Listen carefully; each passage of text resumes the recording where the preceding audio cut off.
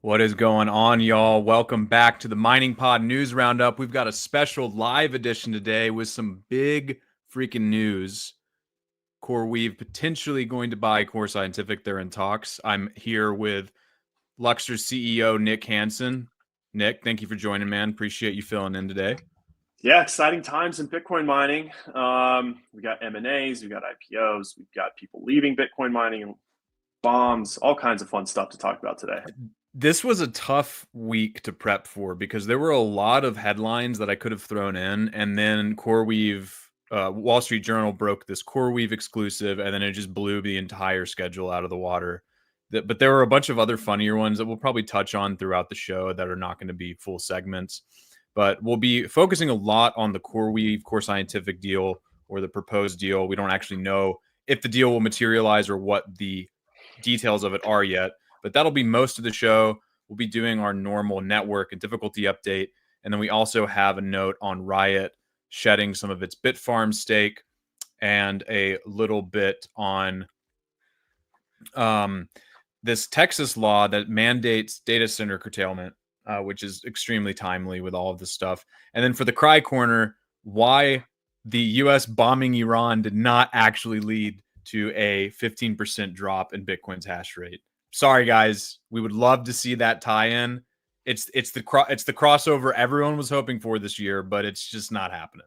It's not happening. And you can cite this guy as a source for that, and we'll kind of get into that a little bit more later.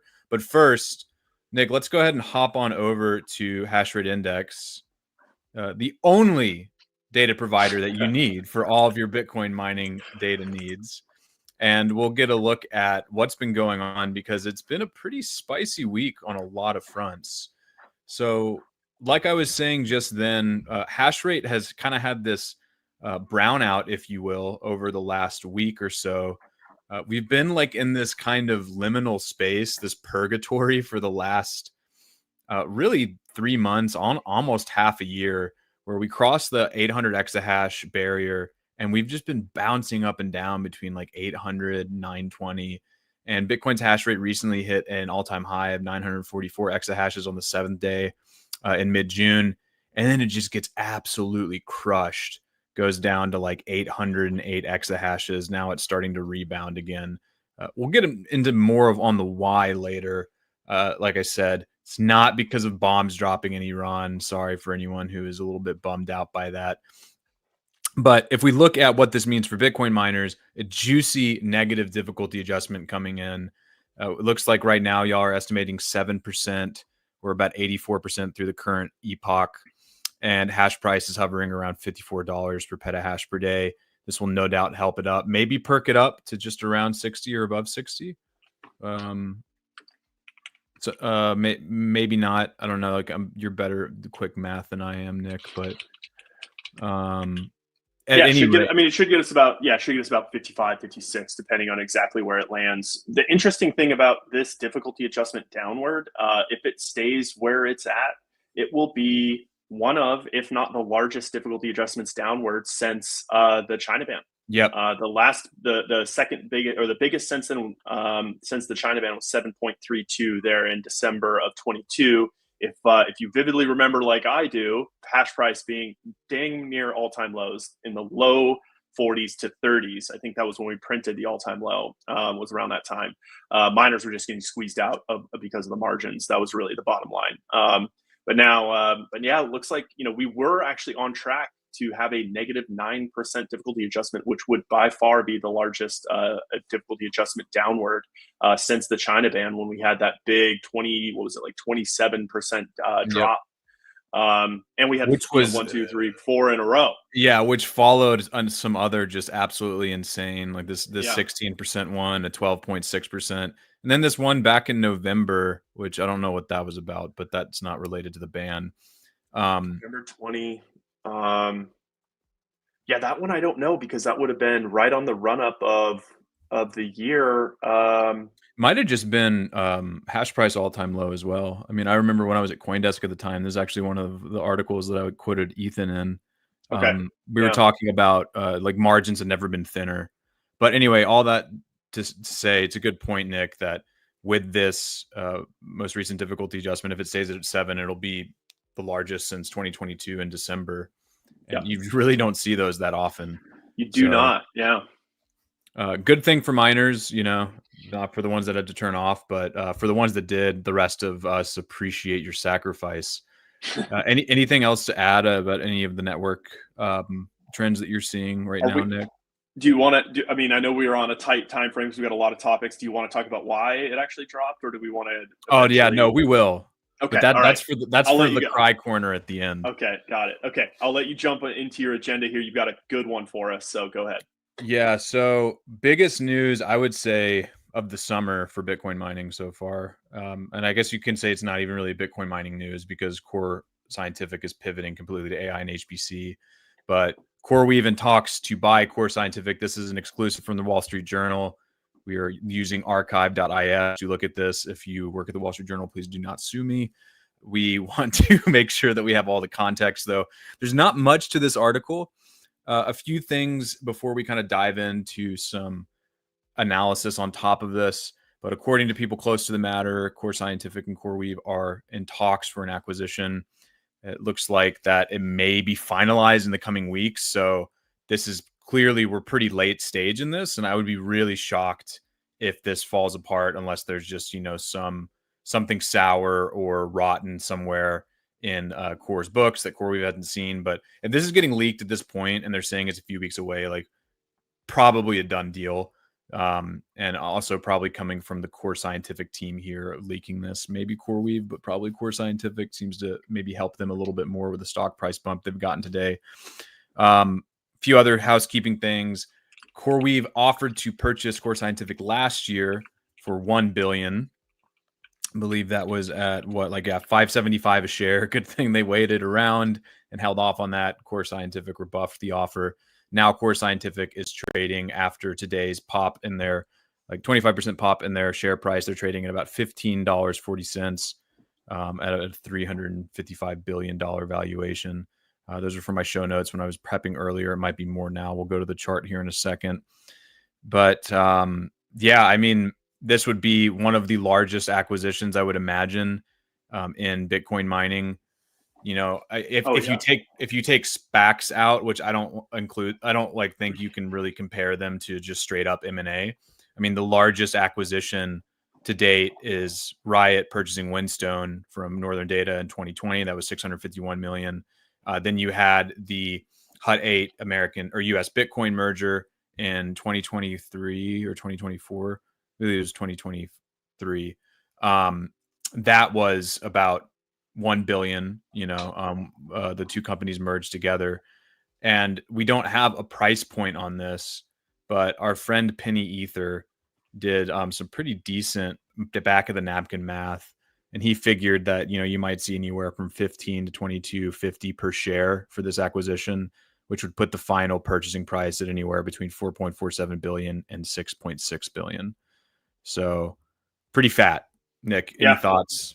I mean, it's unfortunate. Well, it's great to see. It's great for the space. Miners, pubco miners across the board have to be excited at this proposition. But as a miner myself, and as I've been a Core Scientific fan since they were just hosting Coreweave's Ethereum miners back in 2018 or so. Been a big fan of Core Scientific for a long time, and this kind of feels like the end of their Bitcoin mining run. We'll see.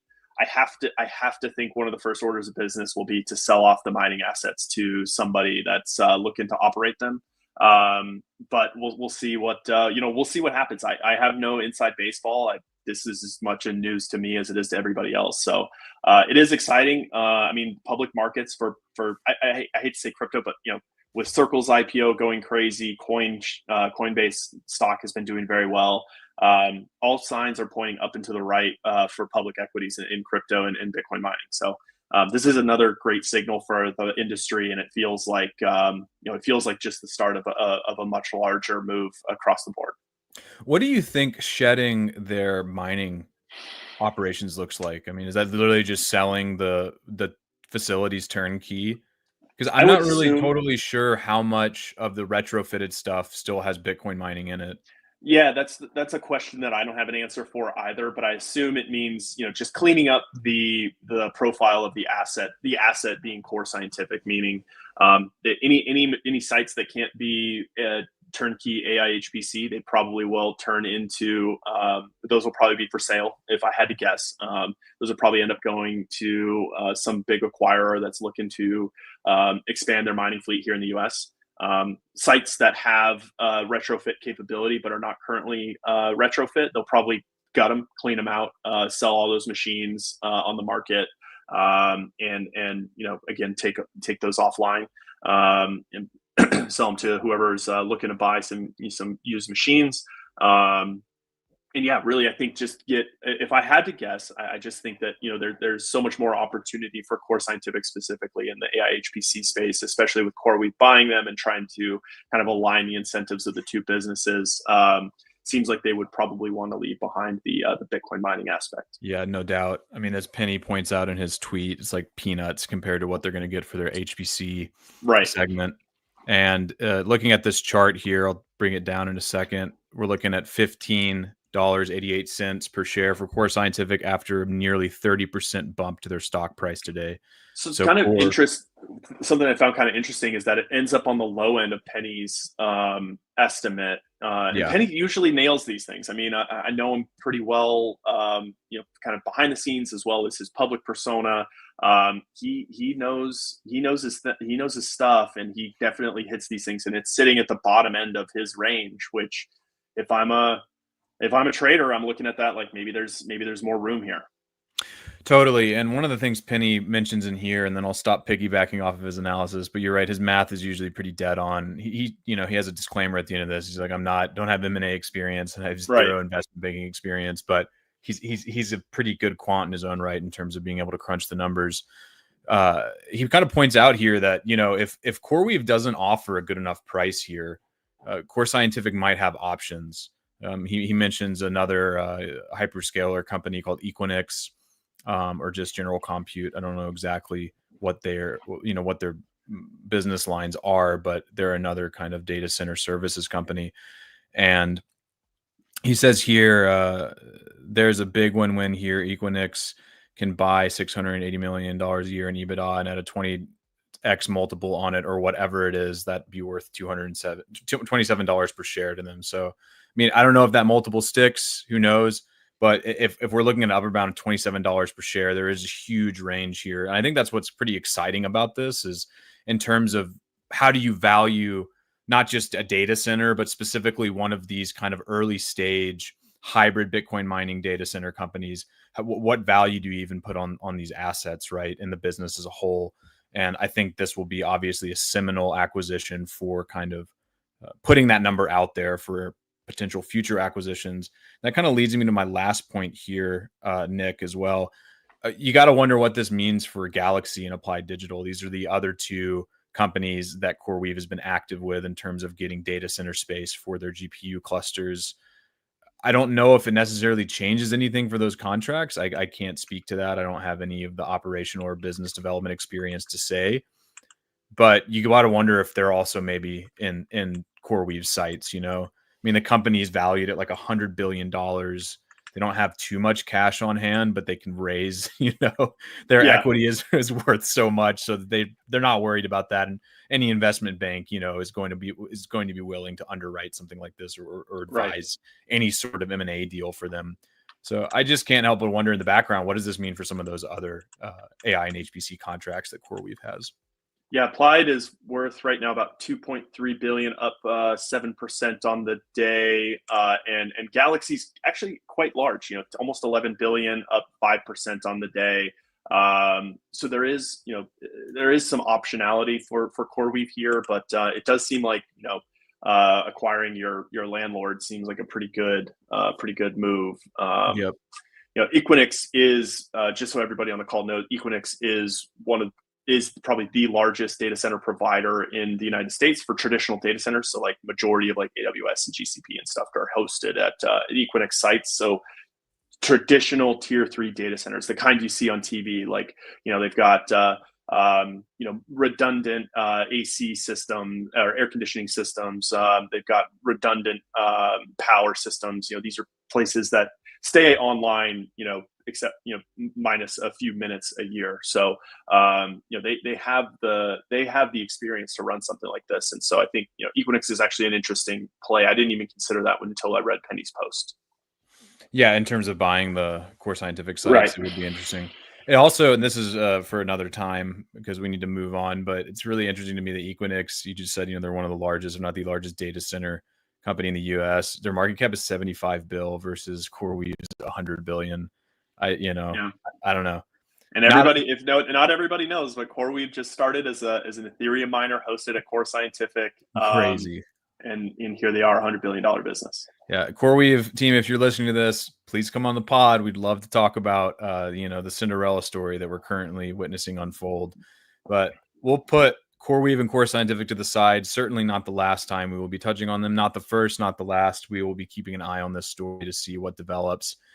But we will be moving on to pure Bitcoin mining news. I know it's boring, everyone. No one wants to talk about Bitcoin miners anymore. It's very sad. They're taking a back seat. But we got to talk about it. We've got a piece from Blockspace that we published at the end of last week. Riot selling $5.67 million in Bitfarms shares. Its total sales of Bitfarms totals $14.25 million. Now, for those who don't remember, we'll back up to 2024. Riot made an offer to purchase Bitfarms, I believe, for like $960 million, $950 in April of 2024. Bitfarms said, heck no. I believe it was just barely above what they were trading for at the time. And so then Riot proceeded to spend the coming months throughout 2024 purchasing up to 19.9% of all Bitfarms shares at that time in what some called a hostile takeover attempt. Some people did not like my framing it as that, but it was a takeover attempt. It was kind of this activist investor type thing, trying to find a way to basically scoop up Bitfarms by purchasing as many shares as they could and try to get some sway on the board of directors to maybe push Bitfarms into Riot's influence. Now Riot is abandoning this stake per an SEC filing, as we reported here. Riot made the most recent sales between June 9th and June 20th for an average price of 87 cents per share. The company first began shedding its stake in Bitfarms in May, selling 8.86 million shares worth $8.59 million at an average price of $97 per share between May 27 and June 6. Huge haircut from what they originally purchased the shares for. When you look at all of the shares that they purchased in 2024, they spent almost $204 million acquiring 90.11 million shares in Bitfarms. So, I mean, they've essentially taken a 59% haircut just from the shares that they've sold. Currently, they still have a bunch of shares that they could offload. I don't really have too much to add to this. This whole thing just really puzzles me. I don't really understand what the Riot team was thinking with this. It doesn't really seem to add up to me. We're chugging along with building out Corsicana. They're now doing this AI and HPC pivot. I don't understand the rationale of trying to acquire one of your competitors this way, because it clearly has not ended very well. I don't know if you have anything to add here. We all talk about the Hail Mary pass from the Giants taking down the Patriots. We talk about and they go on to win the Super Bowl and defeat the what was it? They believe they were undefeated that year, the Patriots, and it was like very risky move that ended up working out, and they're the stars, and it turned out amazing. Now I live in Seattle. They tried to do a shuttle pass over, missed, got intercepted, missed it, and then everybody thinks they're absolute idiots. But if he had caught that ball, won the Super Bowl, Pete, everybody look at Pete Carroll and be like, "You're a genius." Somebody lines up to take a big swing at a home run. Sometimes you hit it, sometimes you miss. This feels like maybe they were just like, this is I'm going to take a big swing, and if it works, I look like a genius. If it doesn't, well, we'll figure out how to unwind it. And maybe they missed, and now they're trying to unwind it. That feels like what happened here. It could have, at the time, it felt like, to me, I remember vividly when they started making this move, it felt like a really good diversification play. I feel like If you recall, the analysts at the time were saying, okay, they've got a lot of, Riot has a lot of exposure to Texas. It's really hard for them to get exposure elsewhere. Bitfarms has, like, conversely, minimal exposure to Texas, and so it felt like you could diversify the business pretty sufficiently, and address major concerns by analysts and investors for this equity. So I think it feels like it was a good idea. It just didn't play out, and unfortunately, they're paying the price for it, and so are Bitfarm shareholders. But it does seem like it's just one of those things where you tempted to take a shot and missed. I like the sports metaphors. Was that what Super Bowl was that? The Giants were like 8-8, I think, on the year going into the playoffs. Is that the same? It was to Hakeem Nicks. Let me pull it up. It was 10 years ago. I don't remember if they were 8-8, but yeah, they ended up going on to win the Super Bowl. I just remember the pass. He caught it on the sideline. It was amazing.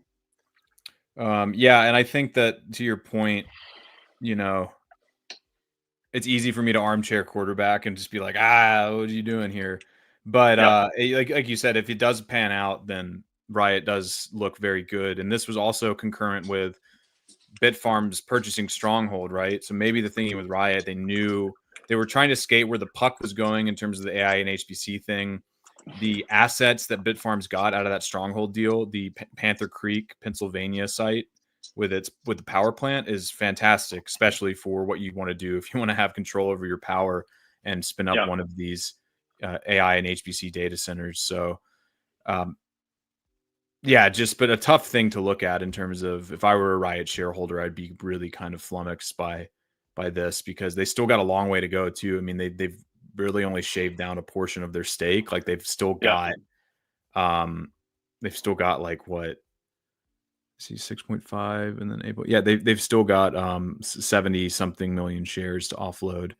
But it happens. You got to roll the dice, and Riot's not hurting. They've got one of the largest facilities for Bitcoin mining in the world, and we will see how much of that is still for Bitcoin mining, though, in the future, because they're really leaning hard. Corsicana is I don't want to say up for bid, but they're talking about how do we monetize this with AIHPC. Do you before we move on to the next story, Nick, which actually kind of, I think, is a good transition here. I mean, has US hash rate peaked? Have we seen the highest dominance of US hash rate in terms of global market dominance for Bitcoin's hash rate? I think you've already planted that stake, right? You've already said this. I kind of have, but you have. I want your opinion on it.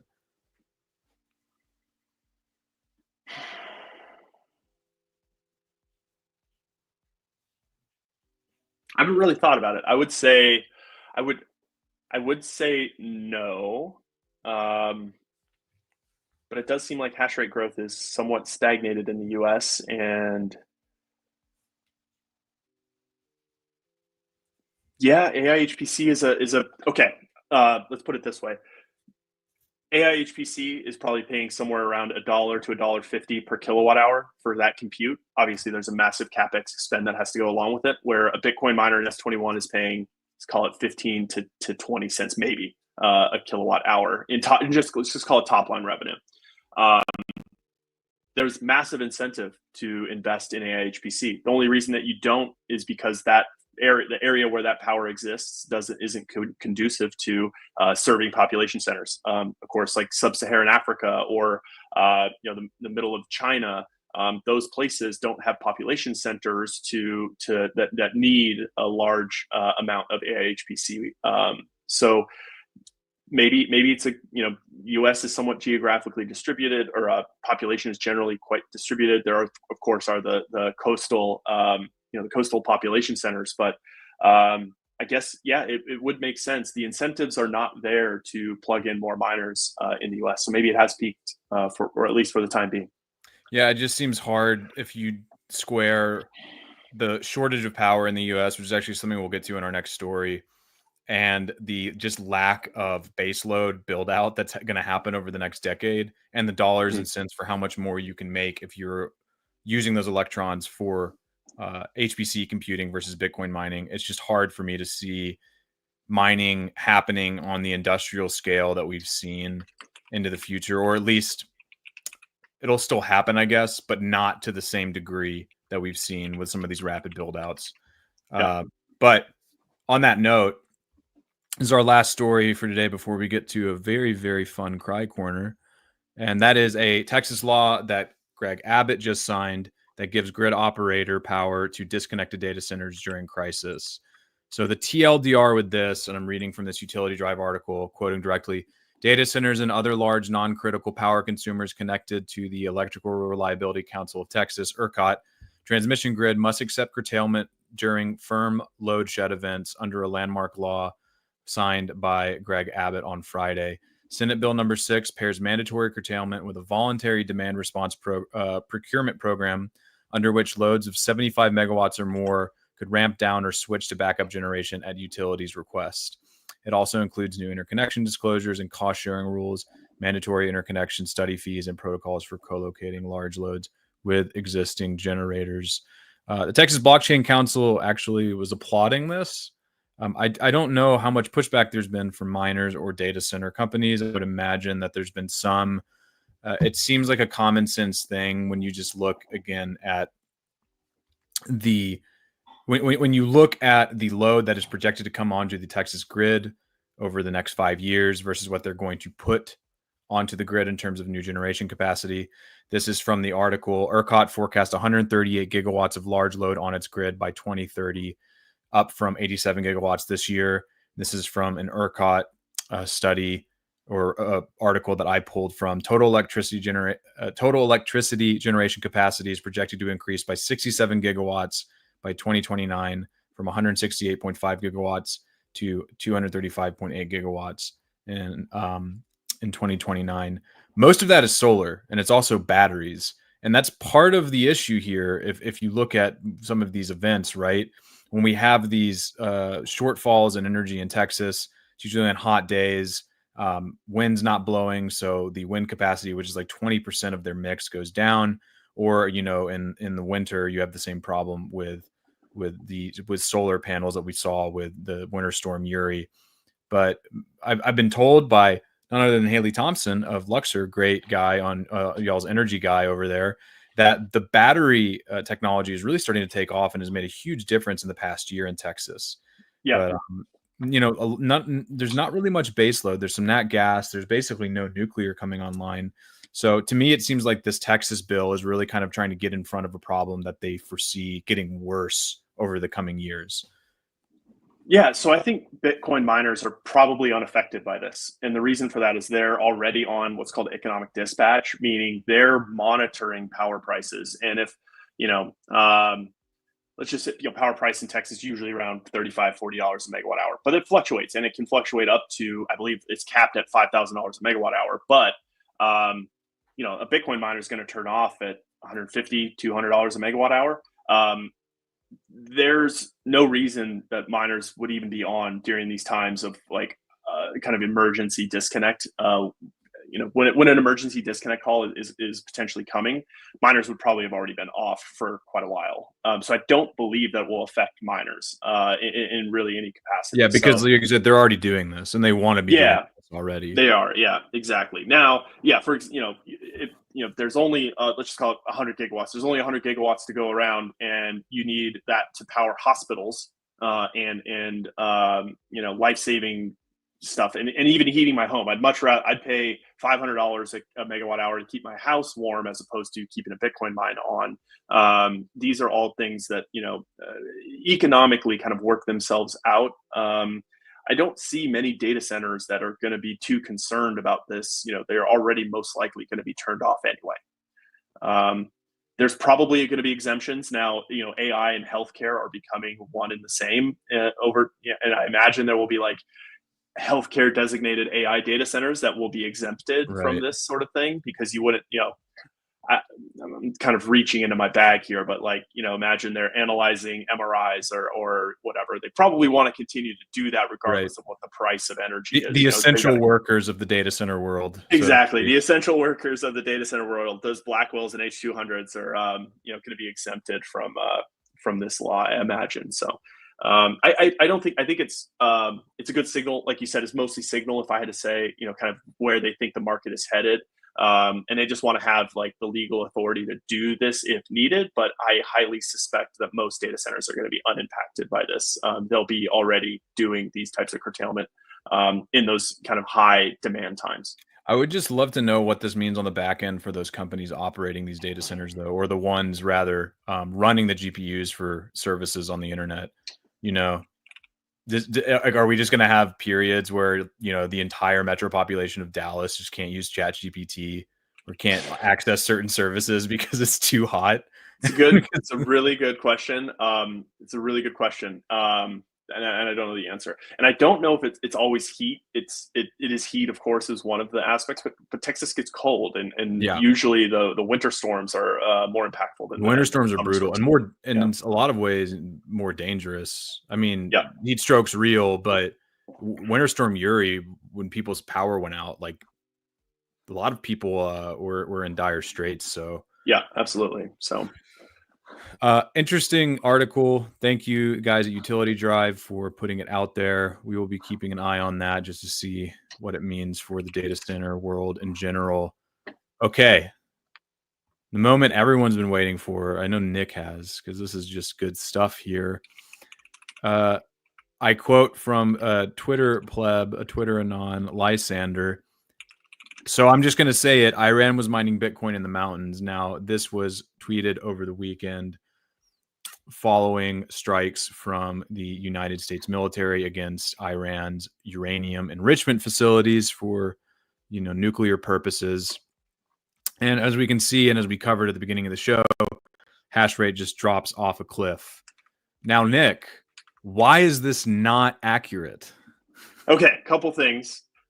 So really the majority of this, there you go. That's why. The heat wave in the United States, lots of miners were curtailing. It's also 4CP season. 4CP is basically, it's called 4 coincidental peaks. It's a measure that is specific to ERCOT that determines what's called your transmission charge. It can be $8 to $12 a megawatt hour, depending on what your peak demand was during these times. So to, I don't want to say game the system, but, effectively demonstrate to the market that they have curtailable load, miners turn off during these 4CP intervals. So that way their load is effectively zero, and they don't get that charge on their bills. So we've been seeing, the data that we have in hash rate index, as well as internal to Luxor, we've been seeing a lot of 4CP action happening, meaning miners are turning off during the hottest part of the day when demand is high, and we know that a high watermark is being set, they turn off. Of course, you've also got heat waves outside of Texas causing miners to pay higher prices. And you can see directly from here, heat wave is the story. Other thing that people didn't even really think about, and I was like, this would be super obvious, is if we had, a couple gigawatts of power powering Bitcoin miners in Iran, they probably weren't using all of that power to power Bitcoin miners, and there were no like rolling brownouts in Tehran or anything like that. So it's not like there was some secret nuclear facility powering Bitcoin miners that wasn't also being used to power different parts of Iran. So you would have seen most likely some sort of electrical grid destabilization if they did happen to like hit a secret nuke site that was powering a bunch of Bitcoin miners. So just none of the it just happens to be, like I was telling you before the call, humans are pattern matchers. Humans see a pattern and they want to assign some value to it. They see Bitcoin hash rate drop off. They see bombs dropped on Iran. They have to be related in some way. In this case, they absolutely were not. I just really love this kind of fantastical scenario where actually Iran's nuclear facility is not a uranium enrichment facility. It's just a massive, massive Bitcoin mine with like 10% of the network hash rate housed in it. Thanks for the rundown, Nick. I think you also can look at Penny Ether had a good one. We'll throw this up. You can look at hash rate for Foundry Pool, and it just on the right hand y-axis for those who are watching on YouTube or on our video on X, you can see that their real-time hash rate drops pretty significantly. Or sorry, that's on the left-hand y-axis. Excuse me. Their hash rate drops pretty significantly, and it kind of goes And then down. another sort of like data point there is that Foundry will not accept the Iranian hash rate. They're a sanctioned country, so you would not even be able to send found hash rate there. So let's say if this big hash rate drop, if it was on a pool that is not inside the U.S., say by a BTC or Ant Pool or one of those, maybe you could start making the case that, maybe Iran was mining some Bitcoin, but it looks like most of the hash rate did end up falling off of Foundry, which would indicate North American mining. 100%. I mean, it's a really boring explanation, but it's right the one. way it is now. With so much hash rate in the US, we've seen this seasonality trend really pan out since, I guess, roughly 2022. I mean, somewhat in 2021, but there wasn't as much hash rate. It took a while to ramp up after the China ban. And this has just been we the didn't see it story. we didn't see it in 2021 as much because it was so much more profitable to mine. You were basically all brakes, all gas, no brakes. Keep the Bitcoin miners running because hash price was what, $400, $300 a petahash. So there was no reason to turn off those miners. You wanted to be on no matter what the power price was. 100%. So last question with this, Nick, to round out this Cry Corner. Will we actually see a Zeta hash this year? Yeah, I think so. I think we're going to see. I think the hash rate's going to absolutely rip. Got June, July, August, September are your 4CP months. I think once we hit the high watermark in September, I think it's all systems go, baby. All right. You heard it here first, folks. We will still get that Zeta hash. It'll just be a little bit delayed compared to when people thought it would be.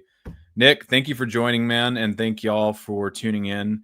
That does it for this week's News Roundup. We will be back next week with another News Roundup and got a pretty spicy show coming out next Tuesday. Blockspace CEO Will Foxley just wrapped up an interview today with Galaxy.